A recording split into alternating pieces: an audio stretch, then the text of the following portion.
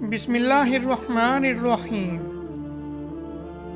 یوں تو سبھی پرندے حضرت سلیمان علیہ السلام کے مسخر اور تابع فرما تھے، لیکن آپ کا ہدہد آپ کی فرما برداری اور خدمت گزاری میں بہت مشہور ہے۔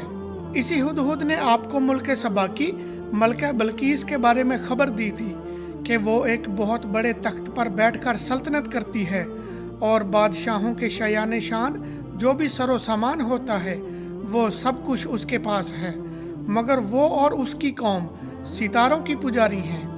اس خبر کے بعد حضرت سلیمان علیہ السلام نے بلقیس کے نام جو خط رسال فرمایا، اس کو یہی ہدہد لے کر گیا تھا۔ چنانچہ قرآن کریم کا ارشاد ہے کہ حضرت سلیمان علیہ السلام نے ہدہد سے فرمایا، تم یہ میرا خط لے کر جاؤ اور ان کے پاس یہ خط ڈال کر پھر ان سے الگ ہو کر تم دیکھو کہ وہ کیا جواب دیتے ہیں۔ چنانچہ ہدہد خط لے کر گیا اور بلقیس کی گود میں اس خط کو اوپر سے گرا دیا۔ اس وقت اس نے اپنے گرد و امراء ارکان سلطنت کا مجمع اکٹھا کیا اور اپنے اراکین دولت سے کہا کہ اے سردارو، میری طرف ایک عزت والا خط ڈالا گیا ہے جو حضرت سلیمان علیہ السلام کی طرف سے ہے، اور بے شک وہ اللہ کے نام سے ہے جو بڑا مہربان اور نہایت ہی رحیم ہے۔ خط کا مضمون یہ ہے کہ تم مجھ پر بلندی نہ چاہو اور تم مسلمان ہو کر میرے حضور حاضر ہو جاؤ۔ خط سن کر بلقیس نے اپنی سلطنت کے امیروں اور وزیروں سے مشورہ کیا تو ان لوگوں نے اپنی طاقت اور جنگی مہارت کا اعلان و اظہار کر کے حضرت سلیمان علیہ السلام سے جنگ کا ارادہ ظاہر کیا۔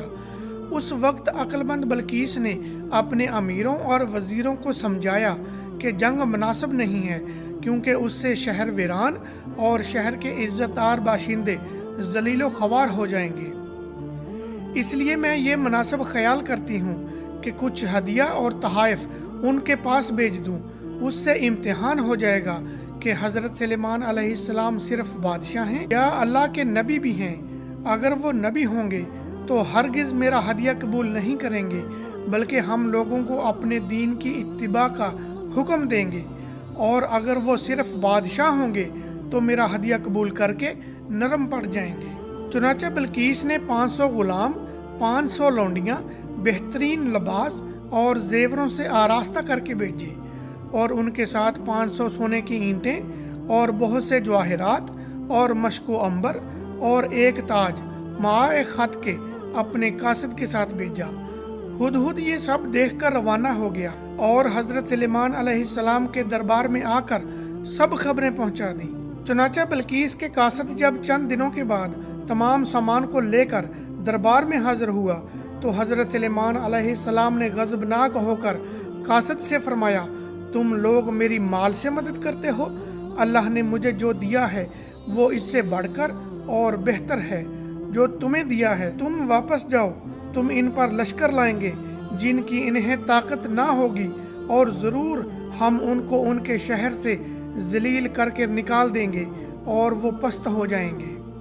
چنانچہ اس کے بعد جب قاصد نے واپس لوٹ کر بلقیس کو سارا ماجرا سنایا تو بلقیس حضرت سلیمان علیہ السلام کے دربار میں حاضر ہو گئی، اور حضرت سلیمان علیہ السلام کا دربار اور یہاں کے عجائبات دیکھ کر اس کو یقین آ گیا کہ حضرت خدا کے نبی برحق ہیں اور ان کی سلطنت اللہ کی طرف سے ہے۔